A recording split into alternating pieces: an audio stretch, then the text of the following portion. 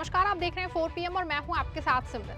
दोस्तों, अमेरिकी राष्ट्रपति डोनाल्ड ट्रंप ने मंगलवार की रात को ईरान की आखिरी रात बताने की गीदड़ भभकी दी है। लेकिन ईरान ने इस गीदड़ भभकी का ऐसा तोड़ निकाला है जिससे न सिर्फ ट्रंप के पसीने छूट गए हैं बल्कि पेंटागन भी सोच में पड़ गया है कि अब क्या करें। हालांकि ट्रंप के 48 घंटे के अल्टीमेटम को ईरान की फौज IRGC ने बकवास करार देते हुए भयानक जवाब देने की हुंकार भरी है। दूसरी तरफ ईरान के मुस्तकबिल के रहनुमा माने जाने मुश्तबा खामेनेई को लेकर सोशल मीडिया पे एक अजीबोगरीब जंग छिड़ी है। कोई कह रहा है कि वो कोमा में है, कोई कह रहा है उनका लोकेशन मिल चुका है, लेकिन सच क्या है आज की इस विशेष रिपोर्ट में हम आपको बताएंगे। साथ ही दोस्तों, इससे भी चर्चा करेंगे कि ईरान ने अपने पावर प्लांट को बचाने के लिए कौन सी नई और अनोखी तरकीब निकाली है जिससे ट्रंप और पेंटागन दोनों बुरी तरह फंस गए हैं। दोस्तों, डोनाल्ड ट्रंप ने बड़े जोर शोर से ऐलान किया था कि मंगलवार को ईरान पे वो कहर बरपाएगा जो इतिहास में कभी नहीं हुआ है। अमेरिकी राष्ट्रपति ट्रंप ने अमेरिका जंग पे सोमवार रात को एक प्रेस कॉन्फ्रेंस की। उन्होंने कहा कि ईरान के खिलाफ अमेरिका की जंग अच्छी चल रही है और अमेरिका चाहे तो पूरी ईरान को एक ही रात में खत्म कर सकता है। हालांकि ये बयान देने के बाद ट्रंप साहब को लगा था कि उनकी धमकियों से ईरान का कलेजा कांप उठेगा, लेकिन ईरान की रिवोल्यूशनरी गार्ड कोर यानी कि IRGC ने आज जो बयान जारी किया है उसने ट्रंप के साख को खाक में मिला दिया है।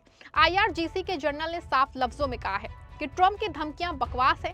हम किसी मंगलवार या बुधवार के इंतजार में नहीं बैठेंगे। हमारी उंगलियां ट्रिगर पे हैं और जवाब इतना भयानक होगा कि अमेरिका अपनी आने वाली नस्लों को इसके किस्से सुनाएगा।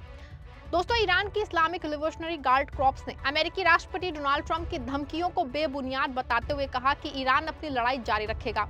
IRGC के खात्म अल अनबिया मुख्यालय के प्रवक्ता इब्राहिम जुल्फिकारी ने कहा है कि अमेरिकी राष्ट्रपति की अहंकार भरी और भ्रमित करने वाली बयानबाजी दरअसल उनकी नाकामी को छुपाने की एक नाकाम कोशिश है। उन्होंने चेतावनी दी है कि अगर ईरान के गैर सैन्य ठिकानों पर हमले दोहराए गए तो जवाब पहले से ज्यादा तेज और बड़े स्तर पर दिया जाएगा। ऐसे में साफ है कि ईरान ना तो दबा है ना ही डरा है। ट्रंप साहब, आप जिस मैक्सिमम प्रेशर का दम भर रहे थे वो अब मैक्सिमम फेलियर में बदल चुका है। ईरान ने स्पष्ट कर दिया है कि वो किसी भी अल्टीमेटम के आगे सरेंडर नहीं करेगा। हालांकि इसी बीच पश्चिमी मीडिया और इजरायली जासूसी एजेंसियों ने एक बड़ी खबर प्लान की है। दोस्तों, आज सत्ता की आंखों में आंखें डाल के पत्रकारिता करना मुश्किल हो गया है। हमारे 4 PM नेशनल यूट्यूब और फेसबुक चैनल को, जिसे आपका प्यार और विश्वास हमेशा से मिलता रहा है, उसे बंद करके सरकार ने ये साबित कर दिया है कि वो आपके सवालों से कितना डरती है। मुश्किल दौर है, लेकिन हम ना रुके थे और ना ही रुकेंगे। हम सच के लिए हमेशा लड़ते रहेंगे। ऐसे में 4 PM यूपी को ज्यादा से ज्यादा ज्वाइन करें और स्वतंत्र पत्रकारिता को जिंदा रखने के लिए जितना हो सके उतना हमारा आर्थिक सहयोग करें। आपके सहयोग से ये जंग हम जीत के रहेंगे। दावा किया जा रहा है कि ईरान के सर्वोच्च नेता अयातुल्लाह खामेनेई के बेटे मुश्तबा खामेनेई कोमा में हैं और वे किसी खुफिया लोकेशन पर जिंदगी और मौत की जंग लड़ रहे हैं। कुछ रिपोर्ट्स में यहां तक कहा गया है कि CIA और मोसाद ने उनकी लोकेशन ढूंढ ली है। ब्रिटेन के अखबार द टाइम्स ने खुलासा किया है कि मुश्तबा खामेनेई अचेत हैं और गंभीर हालत में उनका इलाज कराया जा रहा है।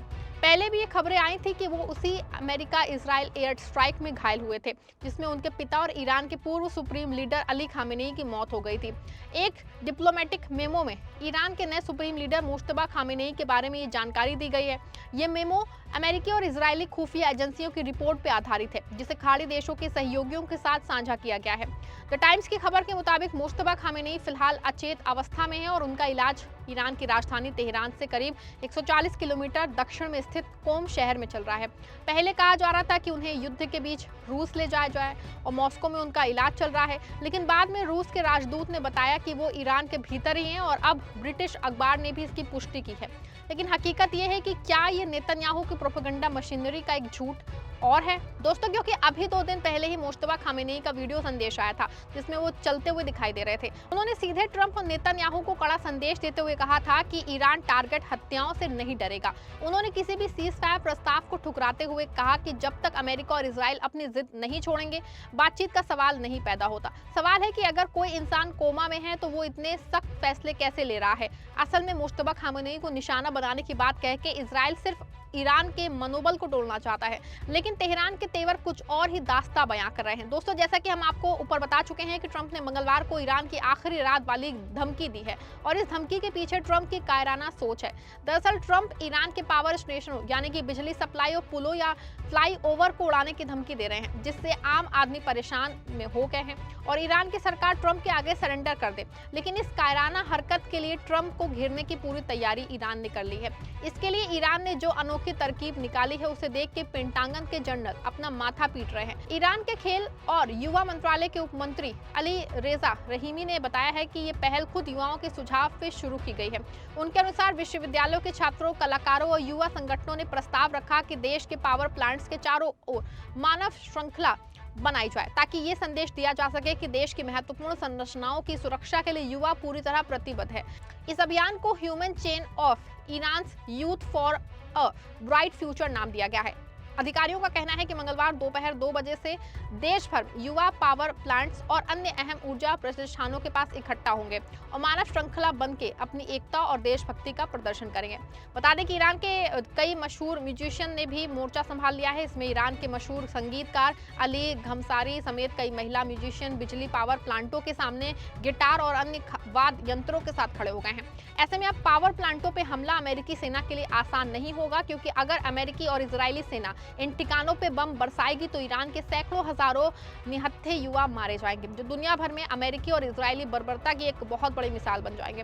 वहीं दूसरी ओर इंटेलिजेंस रिपोर्ट की माने तो ईरान ने अपने तमाम स्ट्रेटेजिक हथियारों और कमांड सेंट्रल को जो है डिसेंट्रलाइज कर दिया है। ईरान ने जमीन के सैकड़ों फीट नीचे ऐसे मिसाइल शहर बनाए हैं जहां अमेरिका के बंकर बस्टर बम भी बेअसर हैं। यही नहीं, ईरान ने अपनी एयर डिफेंस प्रणाली को ऐसे मोबाइल जैमर्स और नकली जुकाए तैनात किए हैं जो अमेरिकी मिसाइलों को रास्ते से भटकाने पे मजबूर कर देंगे।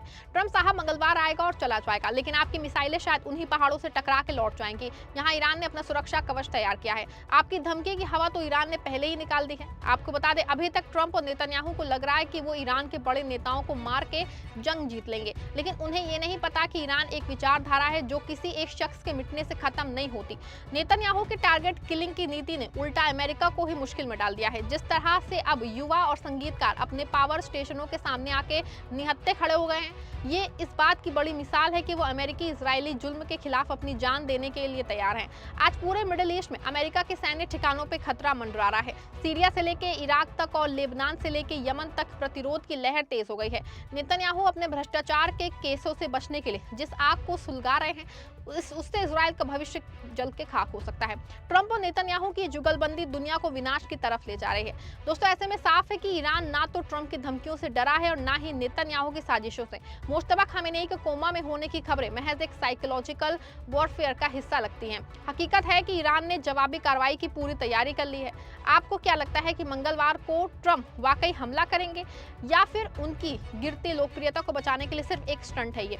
क्या ईरान का भयानक जवाब अमेरिका के लिए कयामत साबित होगा? अपनी राय कमेंट में दीजिएगा और ये भी बताइएगा क्या मुश्तबा खामेनेई का लोकेशन मिलना महज एक अफवाह है? वीडियो को लाइक करिएगा, शेयर करिएगा ताकि सच की आवाज दबे नहीं। देखते रहिए 4PM। धन्यवाद।